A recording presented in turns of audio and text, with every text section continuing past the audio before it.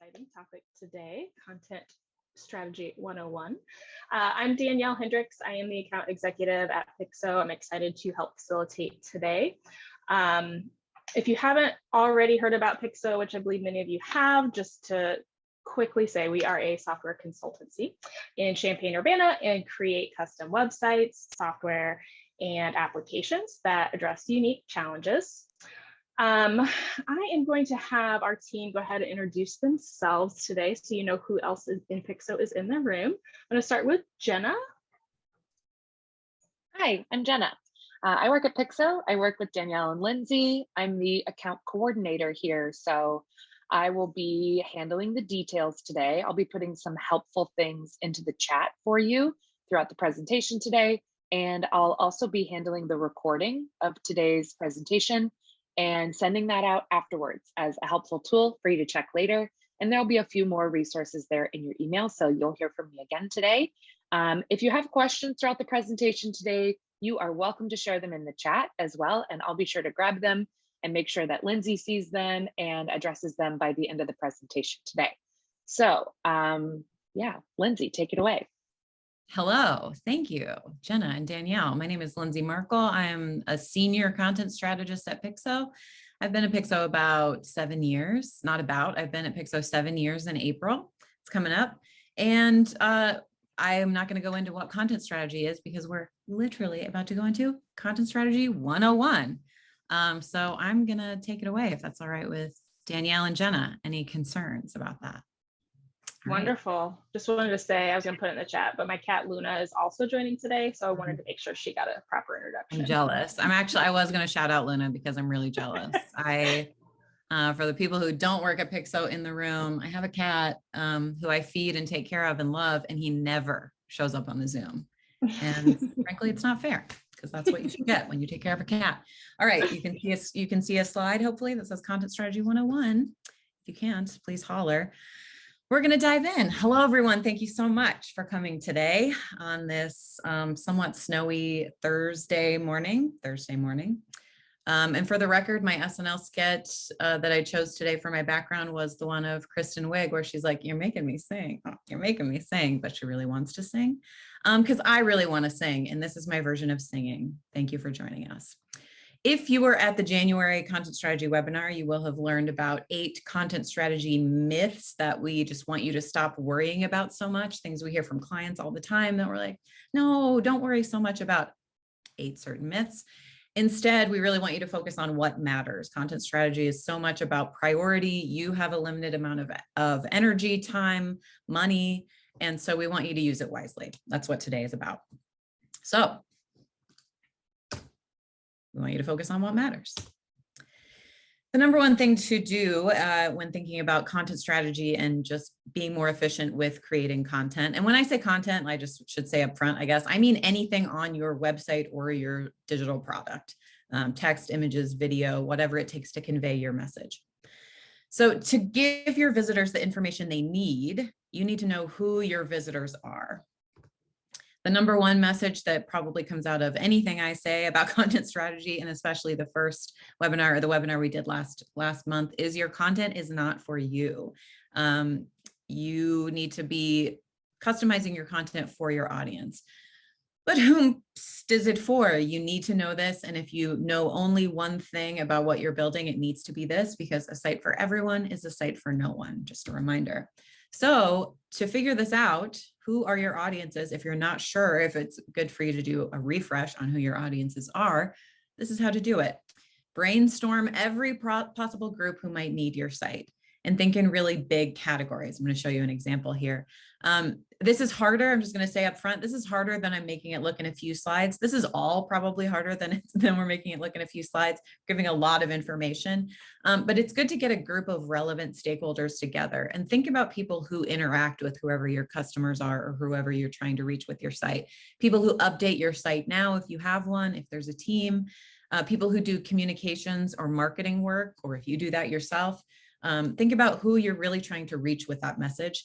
And people who work with customers, if you're a higher ed organization with students or alumni, get them in the room, brainstorm this list and don't hold back. Think in big categories. So this is an example pulled from a typical higher ed site, for instance, a college or a department organization. Some of these are probably obvious. Some of them are definitely more relevant than others, but it's good to just get them all out at once. So this is a really typical list for a higher ed site, for instance. Prospective students, donors, alumni, staff.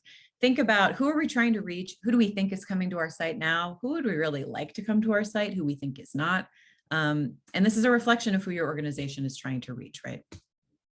And then ask these questions to help you prioritize.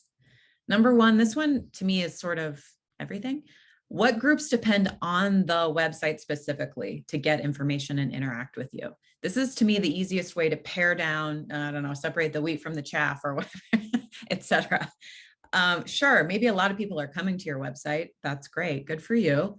But who really depends on the website the most, as opposed to having other channels of communication open to them, like personal connections, email, newsletters, mailing lists, in-person interaction. So this is typically, for a higher ed example, again, this is what separates current students usually from being at the top of the list. Sometimes people come to us and say, well, we have current students that we care a lot about. And I say, I'm sure you do, but do they really need to be going to the website every day to get the information they need for their daily lives? Yeah, probably not. And also think about what groups are most important to your business goals. Great content is basically the center of a Venn. If you can imagine a Venn diagram, I could have made a slide for this, but instead let's use our hands. A Venn diagram of audience needs on one side, what people need from your website, and your organizational goals on the other side. Imagine a handshake in the middle. Strategic plans, business goals, whatever the future of your organization or your group requires, be thinking about that. What groups can help you reach those goals? And then prioritize that list based on who needs the site most and who can contribute to your goals the most. So this is a pretty reliable list for a higher ed site or something like this. Prospective students are typically number one, unless you're going to fight me for it, because they need the site the most. Who knows what they know when they just Google your school or find you in some, a random search. And you need them if you're a higher ed organization to make money. So again, this is a higher ed specific example, but hopefully makes it a little clearer for you.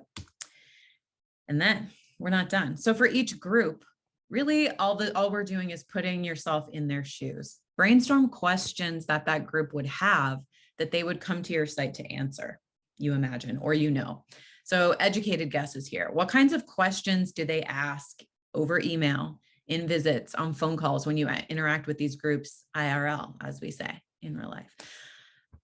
And what do they need to learn on the site as information? And what do they need to do on the site? Actions like apply, for this example, apply, schedule a visit, contact someone. What might they need to interact with you to do? And what kinds of information, what might you have that they might not know that they need? Sorry, I thought there might be another slide here. So following this example for prospective students, if you've interacted with prospective students and you work at a higher ed organization, you might imagine students wondering, I wonder if this program is right for me. How might I apply? I wonder what kind of jobs I can get after I graduate from a program like this. You need to answer these questions. So think about the most obvious information and actions people will need to take once you have these groups, and then prioritize those things and make those things very clear and very easy for them to find. Boom. Take stock of your current content. This can be a painstaking process. This is a painstaking process if you have a large site. And if you're thinking about putting any real effort into improving the content on your site, you need to start with what you have. It just makes sense. This is common sense to me. Just like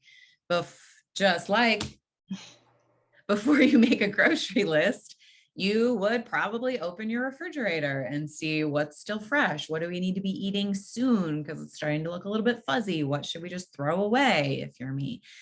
This is the same equivalent. What do we have now before we know what we need to clean up? I often also use the metaphor of moving to a new house.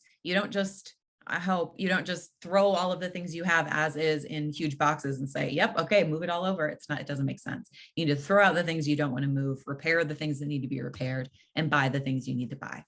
Same for content.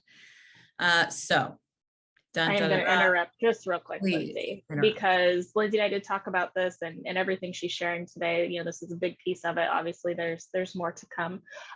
But if you need some help with this, Lindsay's going to make herself available to do a 15-minute just one-on-one content health checkup. So if you have specific questions we can't get to today, or you want to some help implementing some of the things she's putting into place, you can email her directly, and we can get that set up as well. Yeah. And please do that. It is not, you do not have to have a high bar. Like you can be at any level of this. You can be like, this is the first time I've heard of the words content strategy, but I'm thinking about starting a website. Maybe you have a website, like I can sort of fit in at any stage there. So don't be shy. Thank you, Danielle, for mentioning. Lindsey at pixotech.com. LANDSEY. Okay. Content inventory. So a content inventory is a document of all the pages on your site. This is a quantitative exercise. It is about mass. Okay, so it can look like this, very simple. And spoiler, we have a template that's actually more exciting than this that I created to share with you all so that you can create a content inventory of your very own with some important information. And it can be as simple as this. So this is a spreadsheet that has 3 columns: page title, URL, and notes. And the goal of a content inventory, the purpose of it, is to go through your whole site page by page and record its existence. How much is there? So I said this is a quantitative exercise. So for each site, or for each page, look at the title of the page, the URL, and then you can like make some notes about the featured content. So like I said, it can be as simple as this. You can make it more detailed, but this is a very simple example. So for instance, you work for the US Geological Survey. Congratulations, that sounds exciting. We have the URL, the title of the page, and then this yellow arrow on the left indicates that you would scroll to see what kind of content is on this page. And then you would fill in. So this is the line for the home page here, the row for the home page. Page title, URL, there's a lot of links there. We might want to come back. And then you repeat this process following the menu structure of your site.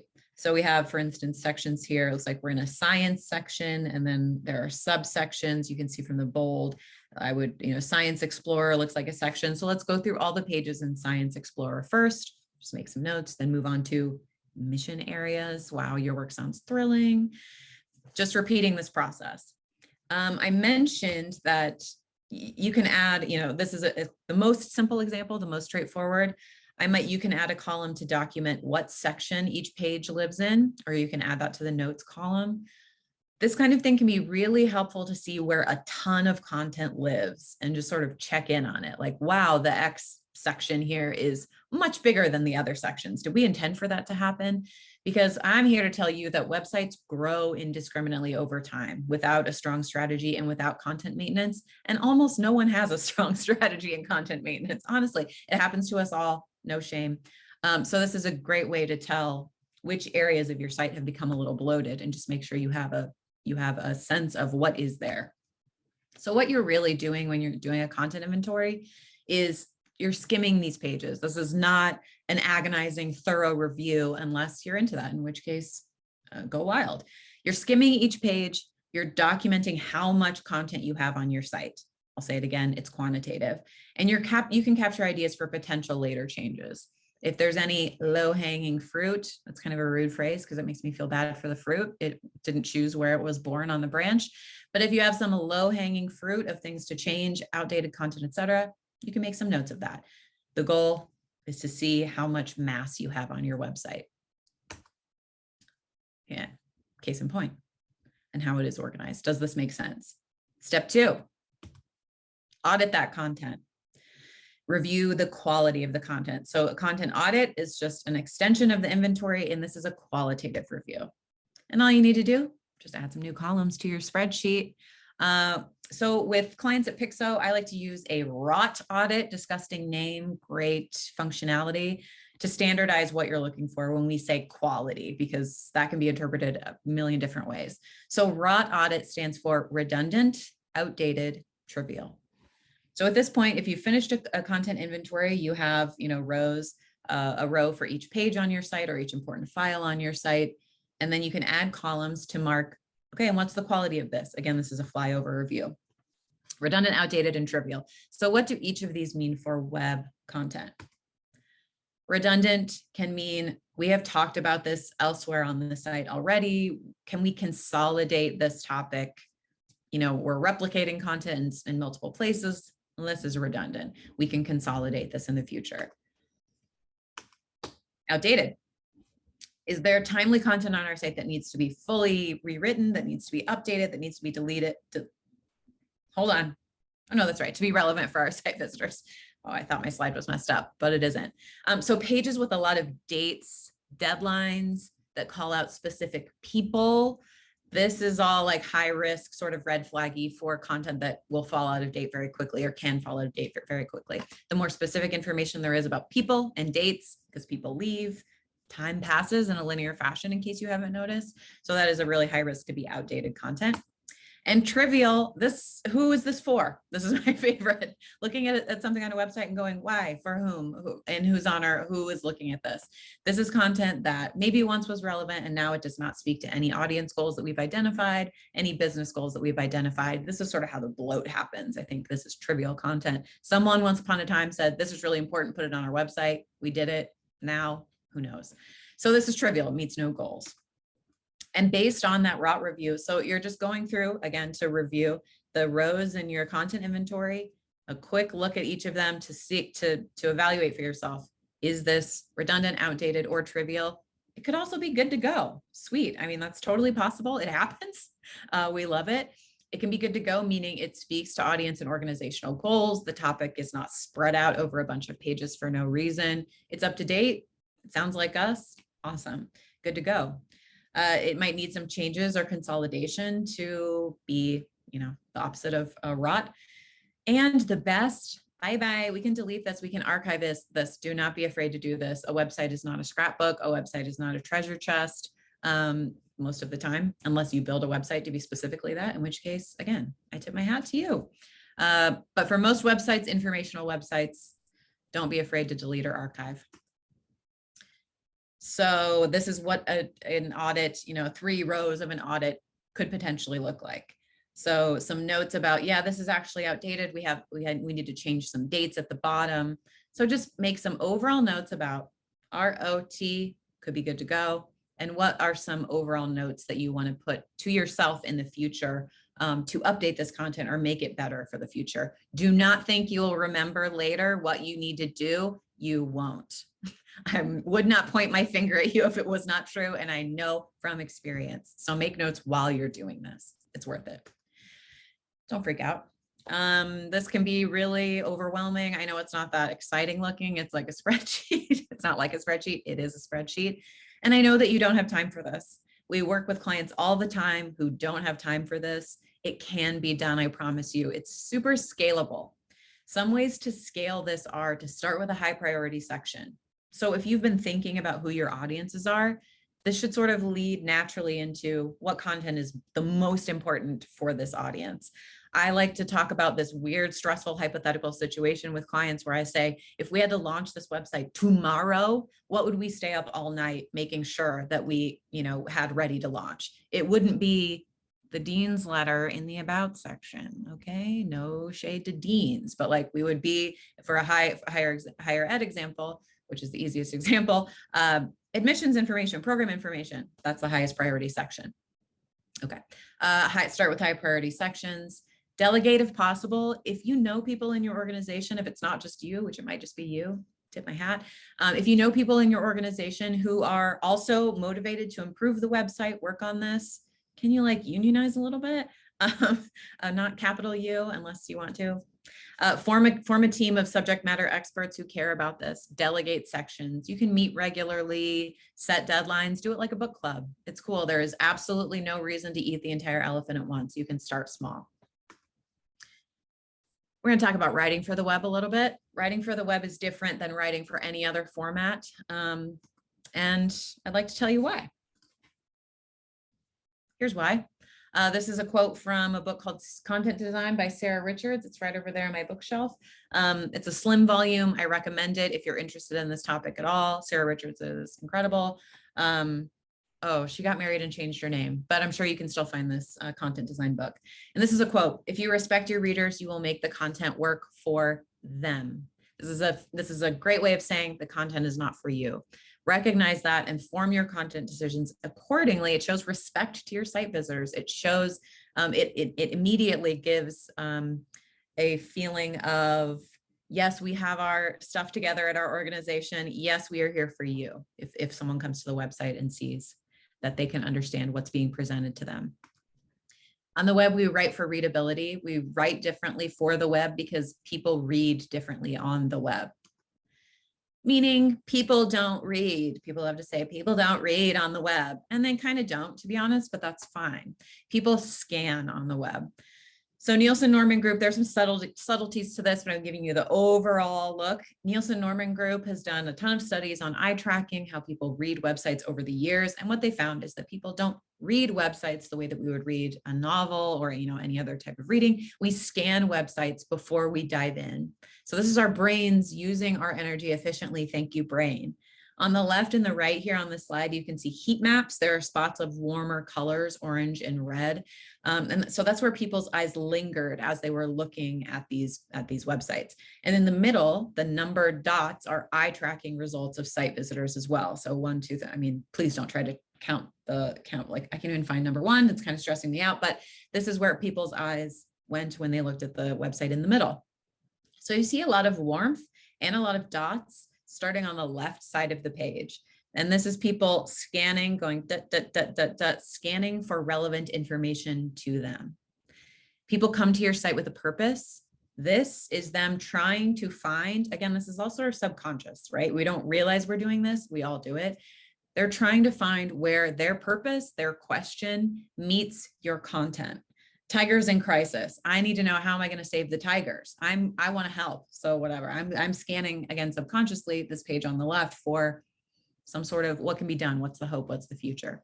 And then when I've somehow turned this into an example about me saving the tigers, but when I find some keyword that clicks in my brain that says, this is where you'll find the information you're looking for, then I will read. That's when you dig in. But first, people are looking for those signals that they're in the right place.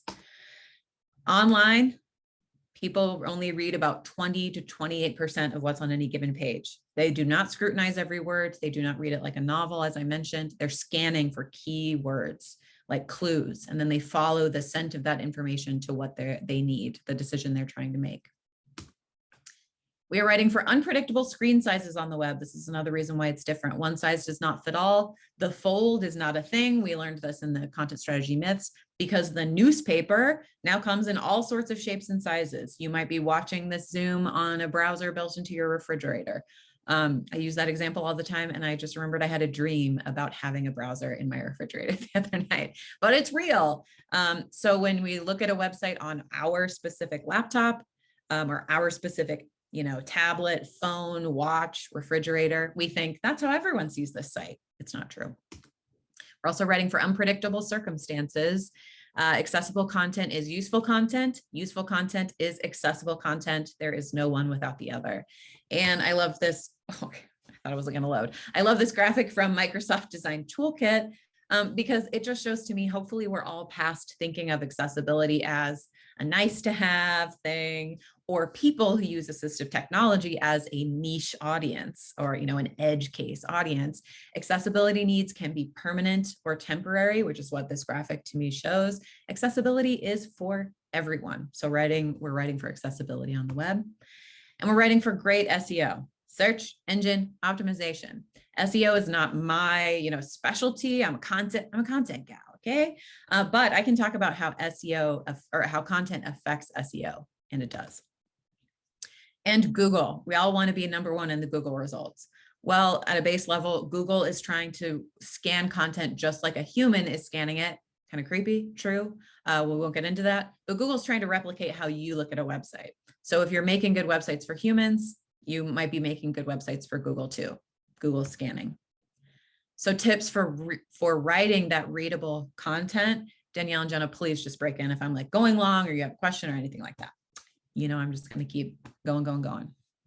Tips. You're doing a great job. I'll break in and say you're doing a great job.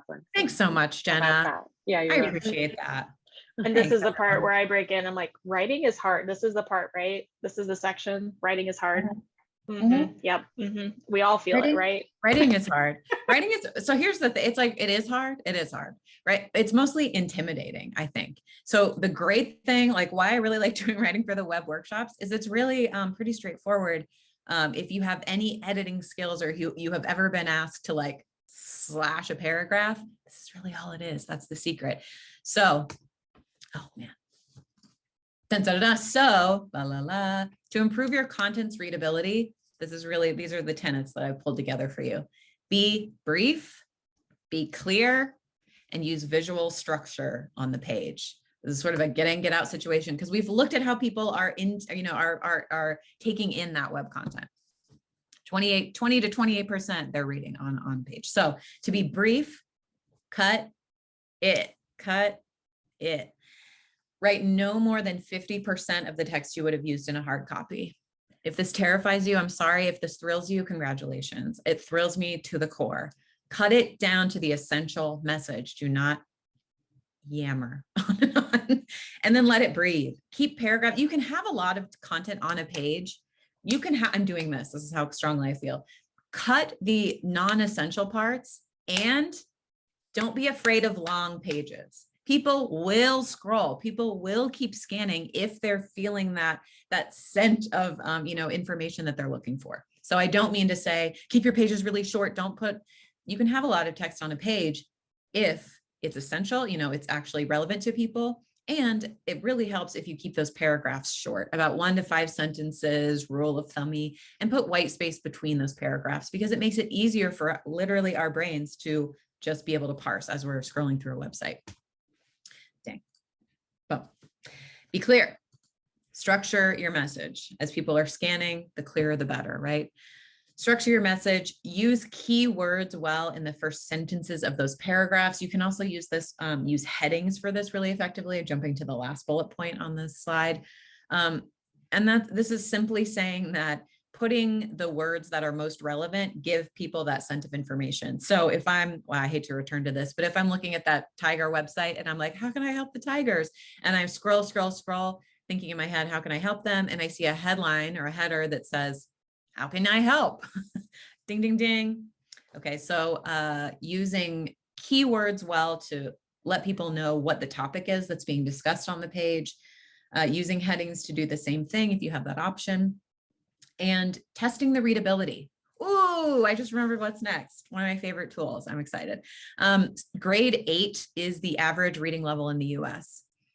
Your organization, I'm willing to guess, is full of jargons, it's full of acronyms, whether your unit is good about avoiding it or not, whether probably you have some words that people do not understand that are a little inside baseball. Don't use those. People don't know what they mean or explain them really well. Put yourself in your audience's shoes all the time and test the readability of your content. Think about the diversity of the people who might be coming to your site, what age they are, who might be looking at your site with them. For instance, I'm referencing higher ed a lot because I know we have some Illinois people in the room, U of I people. Prospective students, you're like, I know who our prospective students are and they can read at a blah, blah, blah level. What about their parents?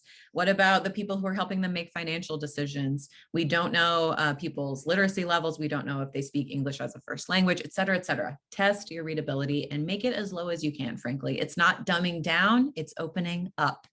That's the content design book. Readability is key. This is the best rule of thumb I can give you. If you take one thing away, take this. Reduce your long sentences and your $10 words to express $1 meanings. Help keep the text simple and easy to read. And this is the thing I got excited about a second ago.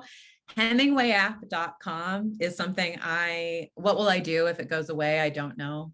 I mean, I'd get over it, but HemingwayApp.com is it's a web app. It's lightweight. It works just like a word processor. You can't save your files in it or anything like that, but you can type in it. You can paste your writing into it. You can edit in it, and it grades the readability of your text and gives you tips to simplify. HemingwayApp.com. Because of Ernest Hemingway, you see. And finally, visual structure is very important. If you have the option, which you do probably, if you have we are literally just talking about text on a website, right? The most basic form of content. We love it. I'm a big fan personally. If you have the option to add some visual structure, which again, you probably do, this comes with a lot of just typical rich text editors and CMSs, use it. Use your heading levels. Think about using an H2 only after an H1, only use an H3. If you don't know what I'm talking about, I'm sorry, we don't have really time to go into it, but nest your headings by the rank. That helps assistive tech read a page. It helps our brains read a page. It's helpful. Use bulleted lists whenever you can. This is formatting. This is visual formatting that makes your content clearer on the page instantly to people. Avoid walls of text. The absolute worst thing you could do is to have enormous long paragraphs on a page. This is an absolute blocker for people to understand. It's a blocker for assistive technology. Use lists, numbered lists, bulleted lists, whatever you can. Write meaningful alt text. If you're adding images to your site, you probably are. Very common these days. You probably have the option to add alt text, which is what assistive technology, reads to a user instead of showing the image, or if people have turned off images in their browser for any reason, if their internet is slow, they might see an alt text instead of an image. You don't need to include an image of. We get that it's an image of by virtue of it being alt text. And my general rule of thumb is think of describing the image to someone over the phone. Include relevant context. You don't need to describe the expression of everyone's face in the photo unless it's relevant to why this photo is being used on the website. And I already mentioned this, but it's worth repeating, use keywords in headlines. Please choose clarity over cleverness. This is a struggle for me. I like to be quirky and cute, but no, clarity is best on the web. If you can swing it and be as specific as possible, because we've learned why. And just to show why visual structure is so important, I have taken all the visual structure out of this slide in the next one. So if you think about, hey, what are you getting from this slide? You have 30 seconds to review it. It sucks, it's bad. As opposed to, hey, you have 30 seconds to stare at this slide and get something out of it. Hopefully you see how just breaking it up, putting white space on the page, imagine this is a website, using headers, bulleted lists, just makes it easier to understand, easier for our brains. Bad, good. I'd say good. Checklist.design is something I also want to recommend if you're going this on your own. Checklist.design, I have no affiliation with them, but they include all sorts of useful checklists, if you can imagine it. Just to sort of, is dummy check too rude of a phrase? If you're trying to do something on the web, they have useful checklists to say, I didn't forget X, did I? Including accessibility checks, which can be really helpful. Yes, accessibility checklists. So recommend checklist.design to help with that. Also, what about SEO? People ask us this semi-frequently. How do I get better SEO? How do I get SEO? And they're usually, I would say, looking for some sort of like tool or a plugin or a service. And as a content strategist, it is my duty to give this totally unsexy, God-fearing, humorless answer. Well, you need to be publishing well-structured content, first of all, but it's true. It's just true. This is the essential guide to SEO from search engine land. So I checked with like actual SEO experts is what I'm trying to say, which I am not. I know about SEO in terms of what we're talking about today. I stand by it. I will die on this hill. But they agree with me. So this is tenet number one, or element number one in their periodic table of SEO. You do what you got to do. But element number one is the title of the page or article. Is it clear? Are the key words clear on the page? And by keywords, I just mean the words on the page in the first couple sentences of your paragraphs. And does the content published have your specific audience's need in mind? Check, check, check. This is what we're talking about. And the headings on the page should provide clues for both search engines and your audiences about the relevancy of your content. They say what I say. Using data. We're going to talk about usability testing a little bit. This is a huge topic, but a pretty simple concept. So I'm going to try and convey the simple concept part, but just know that there are tons of nuances to this. This could be an entire 60-minute talk in and of itself, plus a 3-hour workshop afterwards. I'm going to fly by the basics in just a few slides. So if you are entirely unfamiliar with usability testing, or you forget how great it is, enjoy. We're going to fly by the basics pretty quickly. This might feel like a lot of pressure, okay, to use data or test your site, because one thing about letting your website just completely go wild and never testing it, never asking people about it is you never have to know that you're wrong. And so it can feel like a lot of pressure once you actually start to build a strategy and make decisions based on that. But this is the good news. The usability testing and the simplicity of it is actually the good news that I'm here to share with you, because it means that you, as just a human on this earth, do not need to inherently know or assume or guess all of the right answers for your site. You get to try something and then test it and see if it's working for people. This is not life or death in most cases, as I've said before. Usability testing. Does it work for site visitors? I don't know. Ask the site visitors. So usability testing. This is not a focus group. This is a one-on-one conversation that I'm describing. Number one, write some tasks. You're going to write about, I'm so sorry, I need to see if I have a slide just for this. Yes. Write about 5 to 8-ish tasks, maybe, rule of thumb to start. Not too many, not too few. If you have the person in the room, take advantage, but don't like grind them down. When you're writing tasks for your usability, actually, I'm sorry, I'm just going to go through this slide really quick before I dive into the tasks. Usability testing one-on-one looks like this. You write tasks for that person to complete that you think people are going to need to do on your website, things that you want to test to make sure they can do. Write those tasks with some realistic context. Talk about this. You share the site with the tester. You are there with them, or you're on Zoom, whatever. You share the site in whatever form you have it. And then you ask them to complete those tasks. You observe them, you ask them questions, you take notes. So writing tasks. Remember that websites are powerful because they help people find information and they help people make decisions. Your site visitors are not going to your website to relish the experience of being on your website. As we've discussed, people come to your website because they have an information need or they have a task that they're trying to complete. So this task here, if you're writing a task, I would call this not a task with realistic content. Because again, I'm using higher ed as an example. Sorry to the people who aren't higher ed, it's sort of the easiest example for me, frankly. Using the faculty directory is leading, it's a leading question, and it really only tests the site's menu. So this is a little bit advanced, like find the faculty directory might be fine, but something that might have more context is you need contact information for a professor. Where would you look for it? And then they have the site and you just watch them click through the menu and say, okay, well, maybe I would look in the about section, or here I see this label called people or contact, whatever. So this is supposed to be showing you how the second example is a more rich and useful task than the first one, because the first one just says, does our menu work? Can you find directory in the menu? Great. And that's not nothing, that tests something, but a little bit richer context can come from a real life example. Okay, even a simple one like this. Next, you will share the most realistic example of the site. So this, if you have a launched site and you're testing what you have, just give them the URL.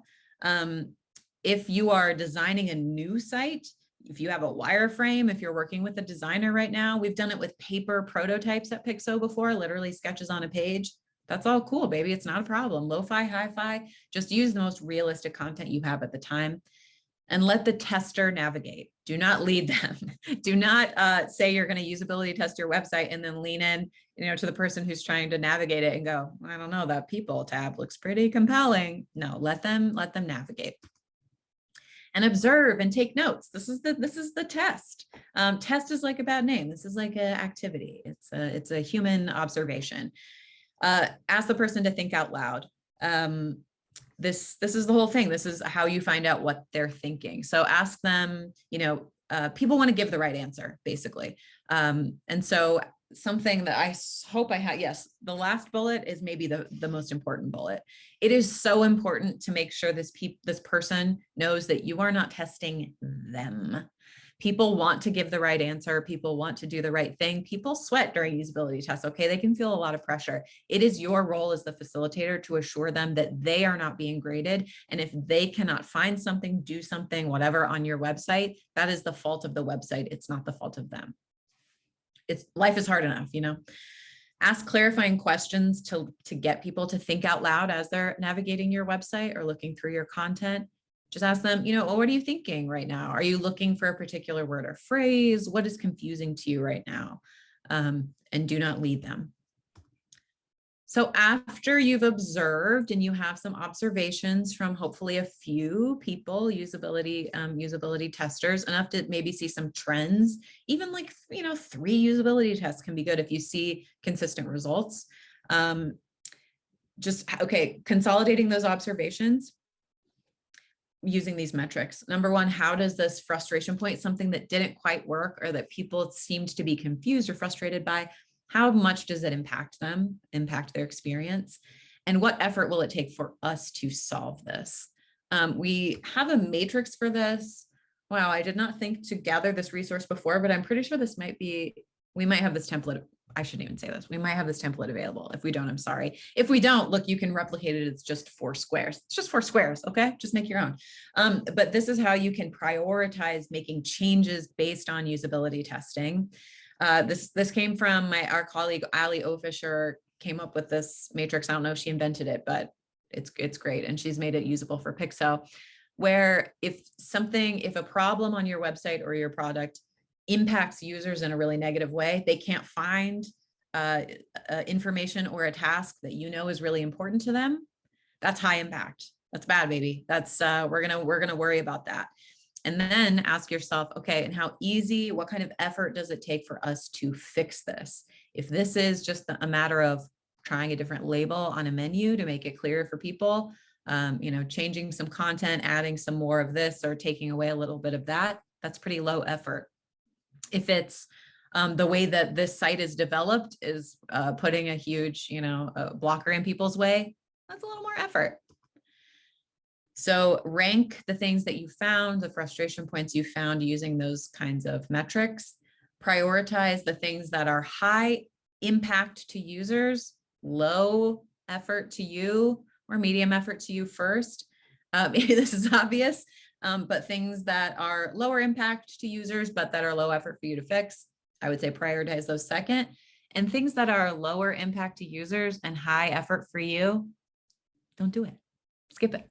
Take the day off. I don't care. Take a walk in a park. Life is short. Skip it. Don't spend your effort there. And if you have Google Analytics installed on your site, you can use analytics to check your assumptions. So I'm talking about data being useful here.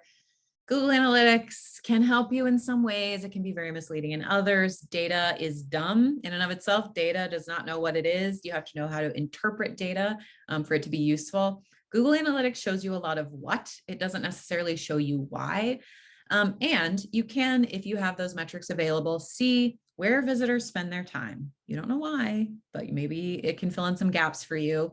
How many visitors are new versus returning? Probably most of them are new. I'm just putting it out there. How do they find your site? Can be super useful. Are they Googling in? Are they, are they following links from an article? Who knows? How are people finding your site? So as far as Google Analytics go, this is the Google Analytics slide, folks. It cannot tell you, it can only give you the numbers, and you have to interpret it for yourself. And you can use some real life signs to see if your website changes you're making, if your content is good. Again, this is sort of common sense. This is kind of the core of content strategy. But are there real life signs that your site is working, such as have calls or questions decreased? Oh, that's it. I had like a bunch of examples. For instance, have calls or questions decreased? The people who answer questions in real life, are they getting fewer questions about the same annoying things over and over? Or if they point people to your website to answer these questions, are people getting that information? So the real life signs that your content is working for people and answering questions that they need answered. And as all my talks probably until I die will end, this is just a website. In the end, don't worry about it too much. Websites can truly change lives. I believe that. I would not honestly be at this job if I did not believe that. Great content can guide people and inform people to make changes in their lives, big and small. It's incredible. Information should be equitable. This is why we care about websites. This is why we care about our websites being useful to people, because we're not ego-tripping maniacs. And most websites are not life or death. Again, if you are here because you need help with your website that guides people toward the ER in times of trouble, then please sign up for a 15-minute content consult at lindsey@pixotech.com. That is life or death. Most people, it's not life or death. It's a series of decisions and trade-offs. You're choosing where to spend your effort, your time, your money, and you can mess with it, try something out. Don't worry about what works for other people too much. Just do the high priority stuff first. Let it live a little, let it breathe, test it with others, adjust it, repeat forever. It's fine. It's not a big deal. It's not a big deal. It's not a big deal, guys. That is all my slides, which is probably good because it's 10:48. So we want to leave some time for questions. I know Lindsey's got great information. She's a wealth of knowledge.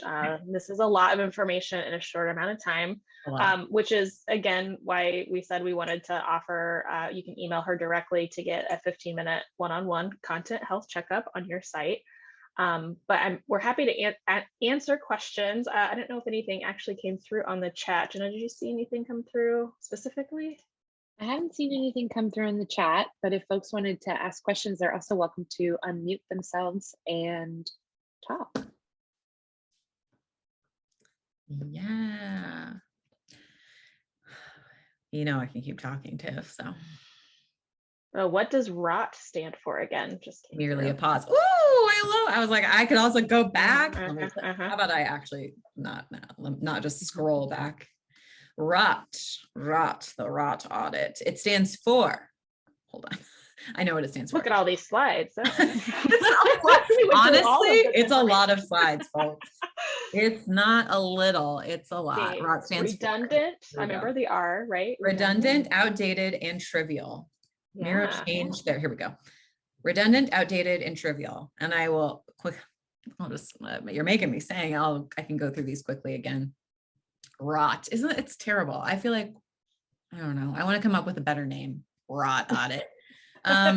Redundant meaning, have we talked about this topic elsewhere on the site? Is this topic sort of scat? Like, do we really need this? Redundant. This exists elsewhere. Maybe it's better instead of saying a little bit about the same topic throughout the site, if we put all of that topical information in one place, or deleted it, the best of all. Outdated, this is where I went on a rant about dates, and specific people are sort of the things that tend to fall out of date. For the higher ed people in the room, admissions pages with deadlines, contact this person for help with this program. Well, that person left 5 years ago. Whoopsie. So outdated. Those are the biggest red flags. Other things can be outdated, obviously, without being dates or names. Like, this is not really how we approach this topic anymore. Our organization has changed our mindset a little bit. We need to freshen up our messaging. That can be outdated. And trivial meaning, this is my favorite. Trivial is like, this is for nobody. Why is this here? Delete it, or archive it if you're afraid, which I get. So that's ROT. And a ROT audit might look a little bit like this. Ooh, and I have that template for the content inventory as well. Will we email that to folks? Let me just ask live in the room. Yep, we are. Yep, we're emailing it out. Cool. Looks like there's a question in the chat. And then after we ask this question, we're just going to leave a little bit of space in the room if anyone wants to unmute. We'll pause for a few seconds. So what are the top results for analytics is searching for faculty people, but our top focus is student recruitment. Do we need to account for that in any way when looking at audience? Yeah, so this is really common, I think. So I have a lot of experience with higher ed. In case you haven't noticed, almost all my examples trend that way. And so this is really familiar to me. I would say when I ask people, so we do interviews when we start a project, like trying to figure out who audiences are for a site on a project at Pixo. I talk to people. So I talk to current students, alums, faculty, staff. Things like the faculty directory, there's a reason that the faculty directory came up in that task example, because people are constantly like, yeah, I use the website a lot. I look for contact information, and so to me, the faculty directory is sort of a red herring. It's like, yeah, everyone needs that because it provides super relevant, concrete contact information, bio information that current students and current people at your organization do reference maybe all of the time, every day. And yet, if your target audience is prospective students, which makes sense because that's how your organization stays alive and keeps the doors open. Okay, wait, I need to make sure I'm actually answering the question, not just ranting about this audience thing. Do you need to account for top results in the analytics being the faculty and people? I would say just make sure that the directory is easy for people to find in general. Like if you know that a lot of people are going there, then then it's best to make sure that it's clear. One way that we do that is if you have this option, which most CMSs do, if you have the option for an eyebrow navigation, meaning I'm going to open up a Pixo site. I'm gonna open up a Pixo site. I did this yesterday. Don't be nervous, Jenna and Danielle. I'm going off script. Chase.com, checking balance. Here, this is an eyebrow navigation. So your main navigation is this big chunky guy right here. And the eyebrow navigation, literally like the eyebrows floats above the other navs. And the purpose of an eyebrow navigation, or the way I usually describe it and think of it, is this links to the sections that you have, of course, painstakingly thought about and labeled to be clear to people, your audiences. These are individual pages that live within those sections, but that you want to make clear to people. I'm lifting because this is the act of like making them more obvious. So for instance, give to dance, money. We make money this way. This is important for organizational goals. And if people want to give, we don't want to hide that from them. News, for instance, on this dance site, news lives under about. We want to make sure that news is very clear to people despite that. So we put it in the eyebrow. Wow, I hope that's helpful. No, so I would say, yeah. I would say, oh, sorry, Melissa, you're talking. No, those, we're really working on this new web theme for Illinois and trying to get some of these resources together that we can help a lot of these departments in transition. So the reason I'm asking that is, we're looking for some recommendations, what we do with those top options for those. Like, we've done, a lot of people do like apply and give, but yet, people and directory is such a big one too. Mm-hmm. Where do we put that? And, how does that fit in? Mm-hmm. Should apply and give be those priority eyebrow buttons that you call them, or, should we look at, kind of moving things around? Mm-hmm. Yeah, I would say, I mean, with as much as I talk about priority, this is probably not a shocker, but I think number one priority is make sure that the content that is relevant to prospective students, like the highest target, priority audience, is the clearest. That's really what I would, number one, structure the major, the sections around your primary navigation. And this is nuanced, right? This is why this is a topic. This is why it can be difficult. So even though, I don't know, I like to say, like, even though we have a top priority target audience, that doesn't mean we're like shutting the door on everyone else. So highest priority, yeah, never bury the word apply or programs or any, whatever language your unit uses to send that information sent and those clues to prospective students. And faculty directory is a really highly used resource by a lot of different audiences. Burying it is just kind of rude. Like, we know people are going there. So I guess what I really want to say is, just because we know a certain group is using the website a lot, doesn't necessarily mean that they should be a target audience. And yet there is value in, if they had no value to your organization, it's like, sure, yeah, come to our website when you want, whenever you want. But if current students, current faculty members, maybe prospective faculty members, prospective students use the directory too to learn about people. So a faculty directory or something like that is a resource to pretty much every audience that you have. Yeah, the nuances of what do we use the labels? How do we organize the menus?